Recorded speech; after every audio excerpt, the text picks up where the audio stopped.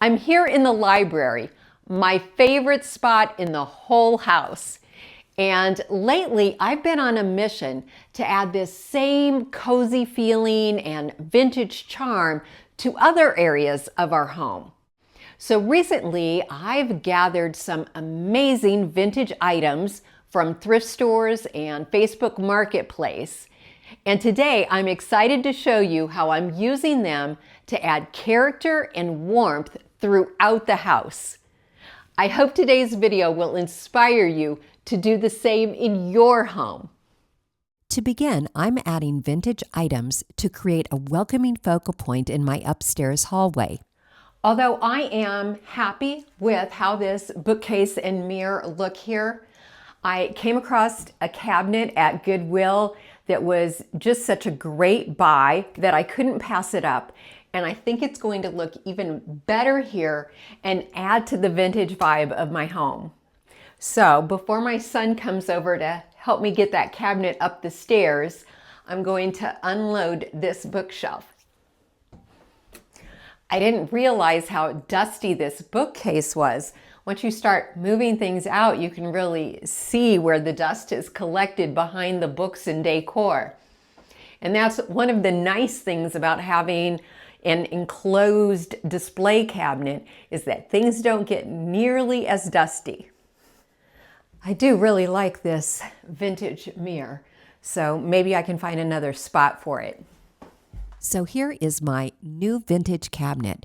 It only cost me $35 and it is in great condition. I thought about cutting up a sheet of plywood to create new shelves, but actually glass shelves surprisingly hold just as much weight as a plywood shelf. So for now, I think I'll just use the shelves that came with it. I'm just rearranging the items that were on the bookcase that was here previously. It's interesting how your old stuff seems to look new when you rearrange it in a different cabinet. I wasn't originally envisioning myself putting anything on the top of the cabinet, but once I got it in here, it's actually not that tall. It's shorter than I am. So I decided, why not? Let's just put some more decor up there. And that gives me a place for one of my vivariums. So I have one down in the library and now I have one up here because those are two of my most favorite DIYs from past videos. Yeah, I am really loving this cabinet here. You'll have to let me know what you think, but yeah, I am really loving it. When I stopped by the thrift store today, I got so lucky and I found this vintage wall clock for $6.99. Isn't it beautiful? I'm sure it doesn't work and I don't care that it works, but this was a great find. This would have sold for a lot more in an antique mall. So I've had this basket and frame here for a while, and I think I want to put the clock here because I think it will be a nice vintage complement to the cabinet. The clock is pretty heavy because it still has all of its clock parts on the inside, so I'm going to use a little picture hanger to make it a little more secure.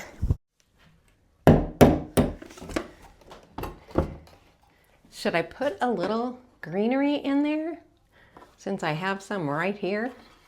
Whatever this is really falling apart. But I like it, so maybe I'll use it in a different way, just not here. Actually, I don't have much greenery in here. I just have that one small fern. Maybe I'll put the greenery in here instead of that doily.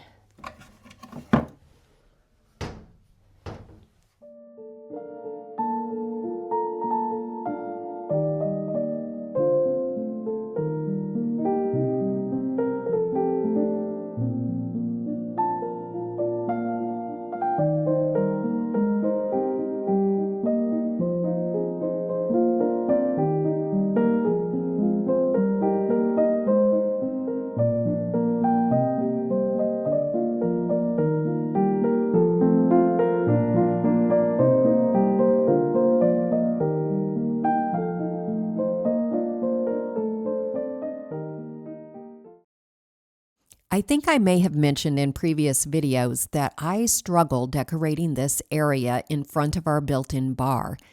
It's an awkward space that can be seen from our front door. I've always thought these blue velvet chairs were just a little too large for the space. So when I saw these lovely armchairs on Facebook Marketplace, I thought they would be a much better fit. I also struggle finding a rug that I think is the appropriate size for the area. I do love a round table between two chairs though. I'd really like to have a lamp here, especially since this room has no ceiling lights. But I don't know, the floor lamp seems awkward. I do think this area has a cozier, more vintage aesthetic now. But if you have any ideas for this space, I would love to hear them.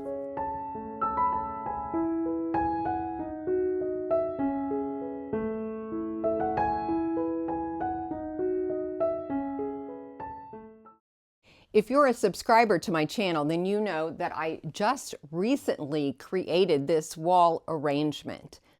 But when I was at Goodwill the other day, I found this gorgeous landscape for only $4.99. And I've tried it several places around the house and I just couldn't find a good spot for it because I wanted it to be in a prominent spot where I could see it all the time because I just think it is absolutely gorgeous. So I'm going to do something a little different here that hopefully I'll like as much as what I just took down. Before hanging the vintage print, I gave it a good cleaning because it was covered in a thick layer of dust. I'm going to hang it low, just about 6 inches above the console table, and then add a vintage mirror above it to help fill in the empty wall space. So I traded out my wall basket for a smaller one because I already played around with the arrangement on the floor and could see that the other one was going to be just too big. I thought I wanted the plant to droop down over the picture a little bit, but now that I'm seeing it up on the wall, I think I like the plant higher up, and then it can just droop into this empty space right here. See how it looks when I put the decor back on the, oh, that looks good. The blue flowers with the blue mat. What do you think? I think I like it better than the previous arrangement. Is it too perfectly arranged? Do I need to add one odd little picture somewhere just so it seems a little more organic? So what do you think? The way it is now, or with a small leaning picture there? I think I like it. I'm going to leave the leaning picture, but let me know in the comments what you would have.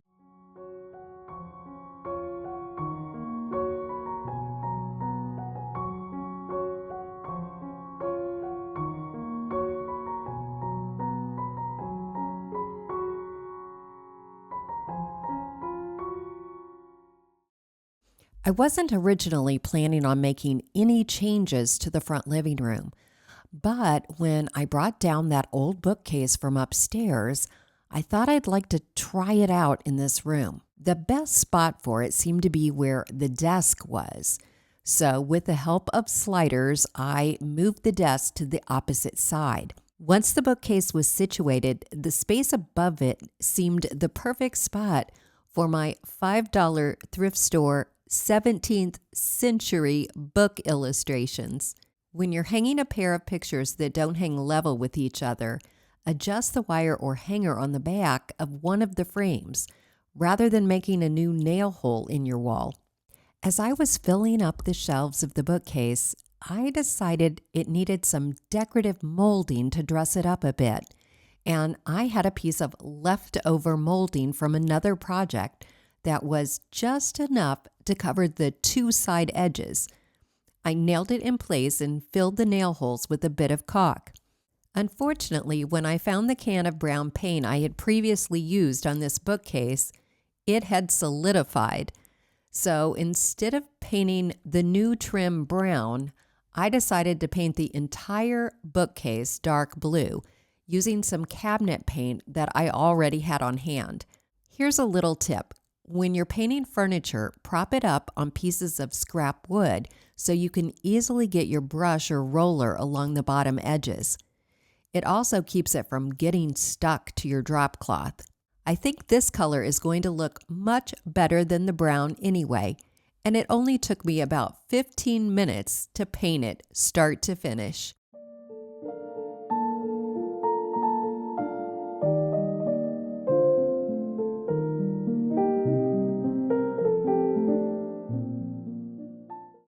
Now let's add some cozy vintage vibes to my dining room.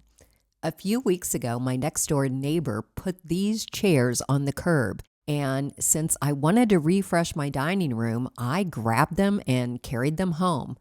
And I think they go really well with my table. But the main item that I want to trade out is the rug. My current rug is primarily gray in color, and little by little, I am trying to get rid of all the gray in my home. So when a dark blue and brown rug popped up on Facebook Marketplace for only $70, I bought it. In a future video, I plan to repaint the dining room walls and the china cabinet using colors inspired by this rug. I'm going to empty out the shelves and I'm going to put some wallpaper in the back. I am just noticing that the back of this is actually paneling, but you just don't see it unless you're up close. I'm questioning my decision now because I actually bought wallpaper that looks like paneling or shiplap, but I like that it has different color variations in it. Is that weird to wallpaper over paneling with wallpaper that looks like paneling? I do just like this color. I woke up this morning and I changed my mind about the wallpaper. So I returned it to Lowe's and instead I picked out this neutral colored grass cloth wallpaper. The inside of the cabinets are about 45 inches tall. So I'm going to cut this piece of wallpaper to 46 inches just to make sure that I don't cut it too short. And I'm going to use my T-square so that I can cut a perfectly straight line so that I waste as little of the wallpaper as possible. If you've watched any of my room makeover videos where I hang wallpaper, you know that I don't use peel and stick wallpaper unless I also use Easy Hang spray first. With the spray, you can make adjustments to the wallpaper once it's on the wall, and it almost entirely eliminates air bubbles and wrinkles. So I'm going to pull back the backing, pull it down about a foot or so. Actually, I want to line it up with the side edge over here.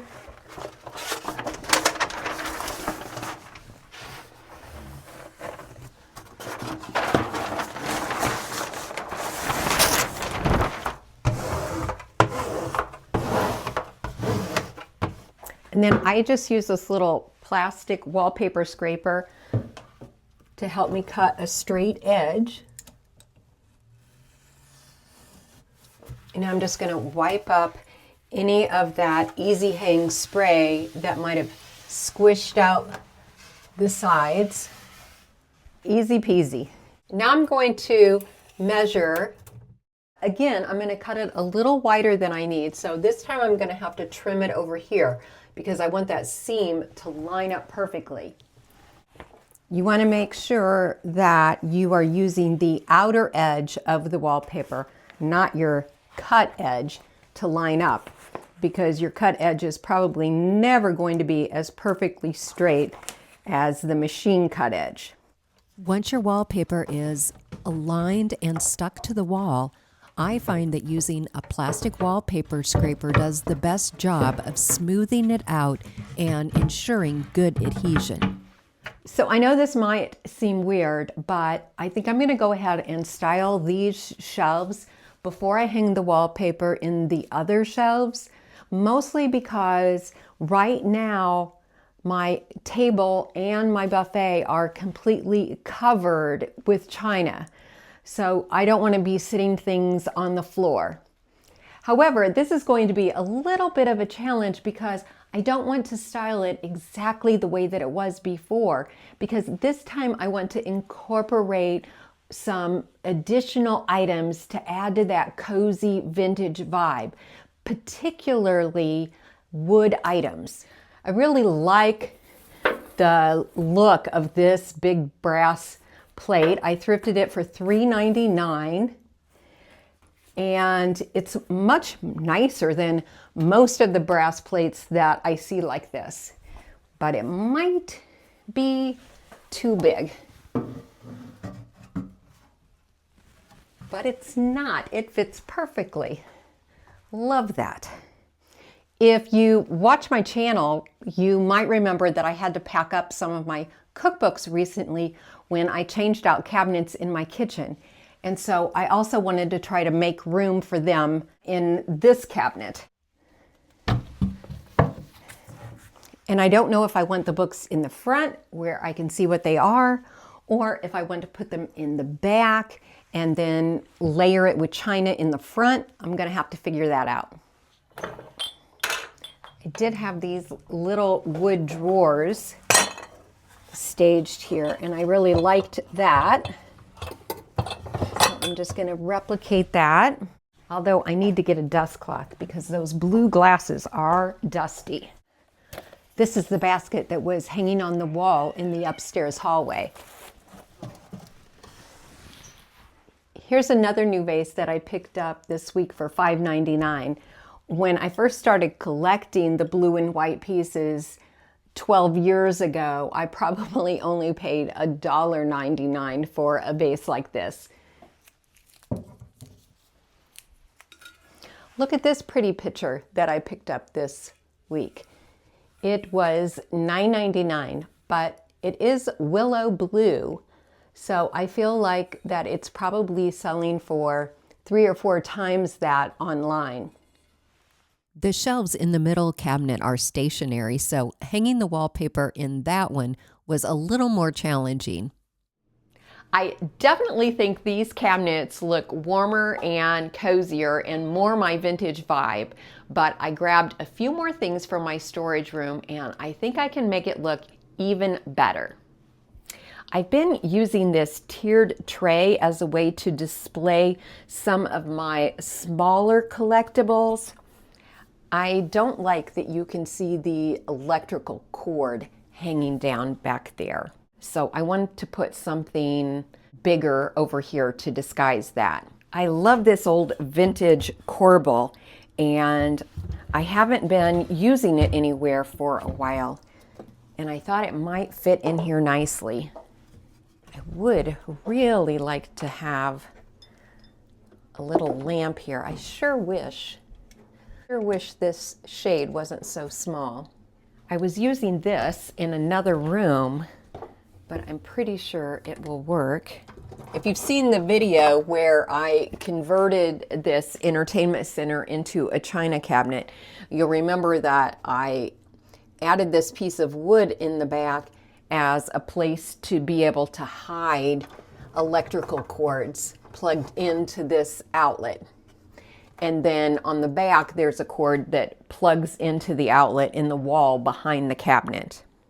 It took a while, but I finally got everything back on the shelves. Well, not everything, because I added in some new thrift store finds and those old cookbooks. So there was some blue and white china and chinoiserie that just didn't make the cut. So if you're looking for some, I added them to my online store, CanterburyCottageShop.com. Now I want to do something similar to the plate display on the wall. It looks like I attached this with command strips. Oh no. Well, that's just exactly what I didn't want to happen. So I thrifted this vintage mail holder, I guess, for $2.99. And I want to put that there instead just for a more rustic look. But I think I am going to go ahead and put some spackle here before I attach it. I really want to paint these walls. I am very tired of this blue, but I don't know if I'm going to have time to get that done with what I have planned for the rest of the week. Once the spackle was dry, I held a damp towel beneath my sanding block to keep some of the dust contained. Then I painted over my repairs with some of the leftover wall paint.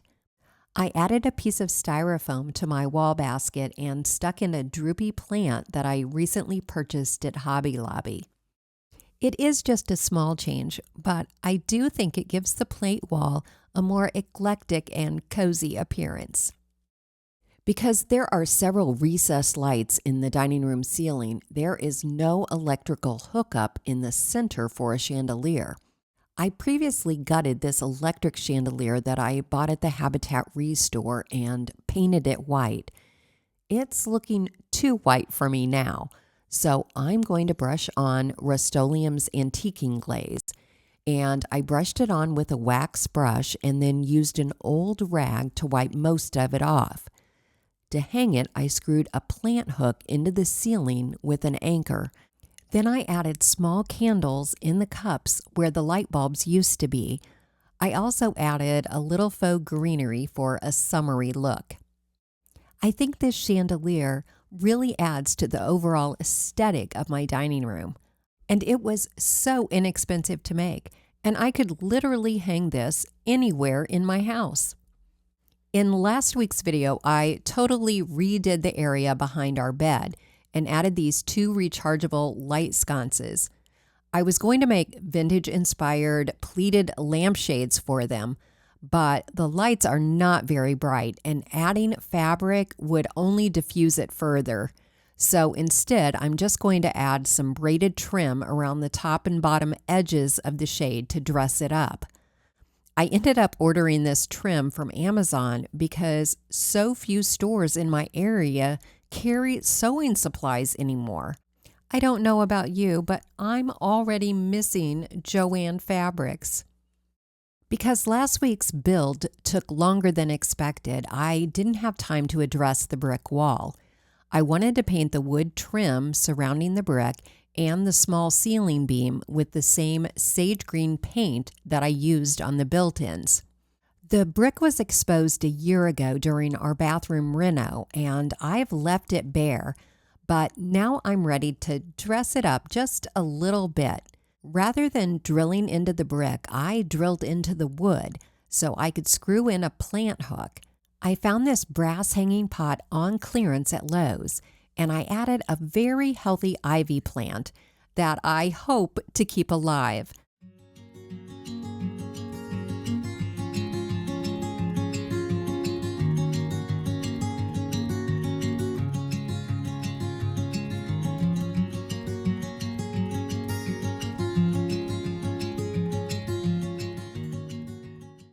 Also, last week, a few viewers commented on the ugly vent cover on the wall, and one viewer suggested that I buy something prettier. However, for the size I needed, these were quite expensive, so I decided to make my own. I cut a piece of trim to the dimensions of my current vent cover, cutting the ends at a 45-degree angle and using wood glue to join them together. I should have stapled across the joints on the back of the trim, but for some reason I didn't. I bought a sheet of decorative metal for less than $20 at Menards, and once again used my existing vent cover as a pattern to cut out a rectangle. Using tin snips, I cut on the inside edge of my lines to make sure it would be slightly smaller than my frame. Then I used an electric stapler to attach the metal sheet to the back side of the wood frame. I added caulk to the joints and let it dry for 30 minutes. Then I spray painted both sides with an ivory paint. Once the spray paint was dry, I placed the old vent cover over the new one to drill holes for the screws. Then I painted it again, this time with the bedroom wall paint, and I just applied a light coat so it didn't clog up those tiny holes in the metal. When I attached it to the wall, I needed to use longer screws than the original ones because the wood was thicker than the original metal cover. Once in place, I painted over the screws to disguise them. Okay, friends, let me know. Does this look better? I'd love to know which of my recent vintage finds was your favorite. I think the display cabinet was mine, but the clock was a very close second. I hope you got lots of inspiration from today's video. Thank you so very much for watching. Hope to see you next week.